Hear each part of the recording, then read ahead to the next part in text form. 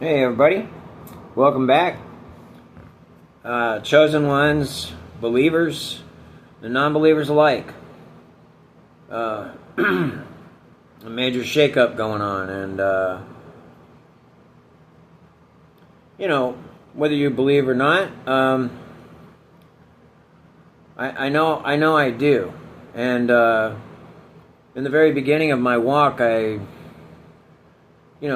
I think I cried out one time. I just yelled out to the sky to, if you were there, let me know you're there. And of course, in my testimony, you can see that he let me know. And I think, going out and looking at the night sky, a sunrise, a sunset, the creation itself, the beauty, the mastery of the whole process. You just know, right, that there must be some intelligence behind this. But my walk was, I wasn't raised in church. I guess what I'm trying to tell you is, be yourself. Don't, it's, I cuss. I'm not perfect. I try not to cuss,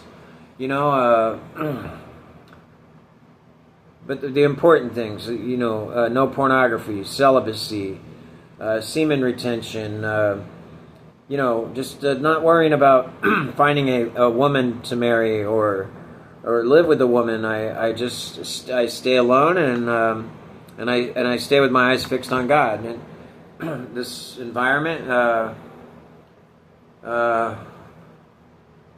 don't know. It's just not real high up. I've done a lot of that stuff, and I wasn't a very good father or husband, so I don't consider it one of those things that I really deserve or, should get involved with. You get involved with me, all that baggage comes with me. It's not that much. I can fit it all on my bicycle, but... but... in this battle, right, that's coming, the mark will come down. The currency will crash. There'll be chaos.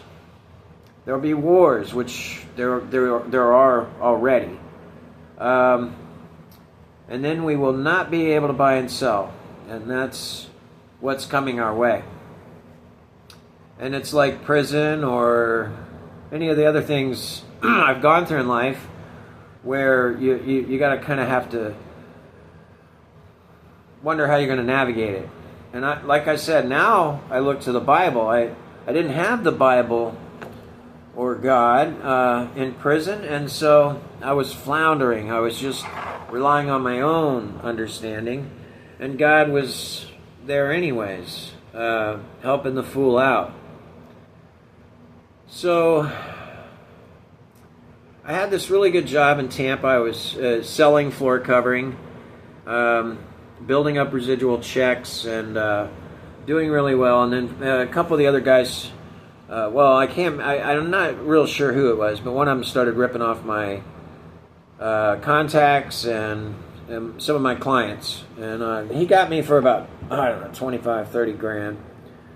And I reported it. And they had told me that the system was secure, but if you changed one little name in a contact card, one little letter, comma, or anything, then you could hijack that file and put it in your file, and nobody would ever know. So, also my son was on his way down in the drugs. He was deteriorating. He was calling me. And we were trying to work things out. But I kind of fell apart. And so I went to Iowa. I checked into the Salvation Army for a year. And during that time, some amazing things happened.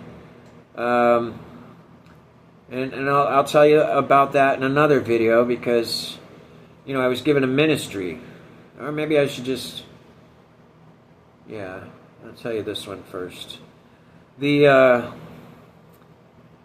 I said, I have all these physical issues. I'm a convicted felon. And so the captain, I was working on the dock at the Salvation Army, which is something I should not be doing, unloading trucks. And he found out about that. He had been reviewing my file. And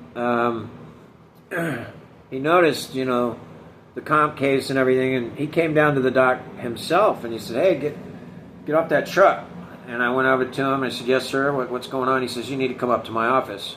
So I went up there, and he said, we got a problem. I said, yeah. What is it? Is it my back? And he said, yeah. And I said, okay, well, I understand. I'll leave quietly. I thought, if we're believers, that Jesus will work that out. And he goes, well, I'm an old gangster from Chicago. You probably know some of the same people that I do. And he says, I might have a way around this. And I said, okay, cool. Well, he says, how do you feel about being the janitor? I said, wow, okay. He says, no, not just for the dorms, the whole building. I'm going to give you the keys to the offices, the warehouses, everything. I said, really? He said, yeah. And I said, okay, that sounds good. He says, yeah, but you have a ministry. I have something. He pulled a file and he showed me the mugshot of the guy. And it was a young guy. He had done a home invasion robbery and stolen a bunch of guns, and then on foot tracked it all back over to his house. He hid the guns in his mother's house. They were all high on meth. This is in the Four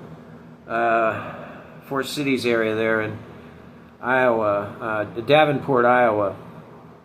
And he said, I got this kid into the court-ordered drug program, and we're trying to get his sentence reduced, but he just keeps disrespecting the judge. He disrespects everybody. He won't listen to us. And I'm going to make him, that's your ministry. And I said, what? And he says, yeah, that's your ministry, if you want to stay here. And I said, okay, yeah, that's cool. And the kid liked me. We'd smoke together in the smoke pit, and I'd tell stories and jokes, and I never had much of a high regard for authority, so I blend in well with the ex-convicts and everybody involved. And so he found this out, and I said, you got a new job? And he's like, what? And I said, yeah, the captain assigned you to me. So meet me up in the restrooms in the morning. We met 8 o'clock. And so here's what I did. I said, there's a cabinet over there with all the cleaning supplies. Now this a huge restrooms with like 20 toilets and stalls, sinks, mirrors, and showers. About 25, 30 shower heads with all tile floors and a very nice restroom. And I said, look, here's all I want you to do. Go open the cabinet. There's a radio in there. He goes, all right, bro.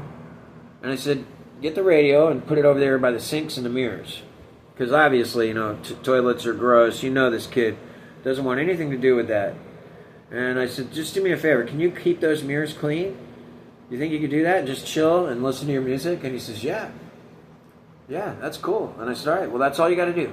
I'll take care of everything else. I'll do the showers. I'll do the toilets, the floors, all of it. And I just want you to watch and learn. Okay. That's what the captain wanted me to teach him, is how to do a good job. The very first week, we were getting compliments. Guys were saying, wow, the showers were so clean, and it made them so happy. And so we were affecting things, right? And eventually the kid get bored and come hang out, and he said, well, show me what you're doing. And he'd clean the showers, and eventually we were doing it all together. And every week he would have to go to drug court, and he'd wear shirts, with a bird on there and F you and all this kind of stuff. And he would still disrespect the judge and the courts. Captain, they'd get him in the van and try to make him wear a suit jacket over the shirt, and he wouldn't do it. He'd take it back off, and then he'd go into, and take his psych drugs, go into court drooling and playing, and finally I took him aside upstairs. Early in the morning, we got the place to ourselves, and some good music on, and I said, listen, kid, I said, I've been through all of this, man. And I got to tell you something. You keep disrespecting that judge. He's holding the keys to your entire future. In Florida, a home invasion is a life sentence, bro. If you hurt somebody, you're probably going to get the death sentence, but it depends on whether you're armed or not. But you stole weapons. And I'm telling you, this guy can end your life. And you're walking in there and you're doing all this disrespectful stuff. I said, why don't you try showing the man a little respect and see how that works out for you. He's like, oh, yeah, okay, whatever, dude. Anyways, next time he went to court, I had somebody hit me on the shoulder. They're like, hey, bro, check it out. And I could see him from the restroom getting into the work van. And he had a jacket on and a tie. And it was amazing, you know, and we had Bible study in there in that place, and it was mandatory, and you were graded on your answers and your thoroughness. And I was always in the library in my spare time checking out the Bible and doing my work. And, you know, I graduated with honors there, and I was the highest on the Bible study list every week. They would post your results. And young cats would start coming around because they had a early release deal with DOC to let cats out and go and do the last year in the Salvation Army. Anyways, you know, they'd start asking me questions. You know, what? Hey, man, what about this question here? Can you help me with that? And I'd be like, yeah, sure, bro. He's like, what are all these books? I said, well, a concordance, a library, the Bible, the scripture in question on your paperwork. It's all, you know, I cross-reference everything. And I cross-reference the scripture. Wow, no doubt, right? You know, and then I'd ask him, I'd say, well, you know you're in a Christian program, right? And he says, yeah. Well, are you a Christian? He says, well, I don't know. Oh, really? I said, well, do you want to be a Christian? He says, well, yeah. I said, well, let's do that. And we'd say the prayer, and a lot of those dudes accepted Christ in my presence, including the one I was assigned to. The enemy always has his fingers in the pot, and he turned a lot of that upside down. But the bottom line is that kid found me a long, long time later, and he was married, he had kids, and completely turned his life around. And a lot of those guys accepted Christ. Yeah? And that's how you can affect people. You know, you might, I have to do this, and I have to go knock on doors and turn people to Christ. He said, no, just be you. Just be you and share your truth, and don't be afraid to share your truth. And when all of this heat comes down on us, remember, God is with you. I had a job in Nashville after that treatment center and graduation, and after my son died and he was buried. I went to Nashville and I started training to be a chef. And there was other chefs there. They also had a jail release program. And one of the guys didn't like me. I was currently in charge of the dish room, and I had like 3 dishwashers under me. And I was being promoted. I was at $25 an hour. I was living on the sidewalks and was waiting for housing through Salvation Army. And he'd come and foul my sinks with his pots, and I had a strainer system set up so you didn't have to do that. You could dump it in the trash, and I stopped him. You know, I had a sign. I said, bro, there's a sign there. I said, please don't do that. He's like, oh, you know, F you, and fouled my sinks. And the second time, the chef saw him doing that. He's like, hey, bro, what are you doing, man? Nathan asked you nicely, you know, oh, I'm sorry. So in front of the chef, he'd act one way and another way in front of me. And the third time he did it, I said, bro, and I blocked him. I blocked him coming in the door so he couldn't just go dump it in my sinks. And I took the pot and I said, look, just set it on the floor. I'll handle it. You go back to work. I got you, man. All you got to do is have a little bit of respect, but please don't foul my sinks. It costs the company a lot of money, and it's a waste of time. Oh, fuck you, Dale. I don't have no respect for you, blah, blah, blah. And I was like, oh, okay, right. No worries. You don't have any respect for me? I said, check this out. I'm kind of an old school guy. We can go out in the parking lot behind the dumpster where nobody's looking, and we can earn that shit the old-fashioned way. How about that? And he ran and told the chef. He told on me, and next thing you know, I'm being dragged out into the dining room. We were closed. And we all sat down for a sit down, and Brian's like, "Bro, what are you doing, man?" Every time I turn around, there's something going on in the kitchen. I said, "Well, it's just because, they're not living up to the standard, bro. If I say it's got to be done right, and they don't want to do it that way, they get mad. I can't help that." And I told him what he said, and he said, "You said that to Nathan?" He said, "Oh, He couldn't look at him. He couldn't answer the question. He says, "No. Did you?" And I looked at him and I said, "Bro, tell him what you told me. Just look at the man and tell him what you told me. Tell me you didn't say what you said in there in the kitchen." And he couldn't do it. And that's when I knew, right? The truth speaks for itself, and so does God.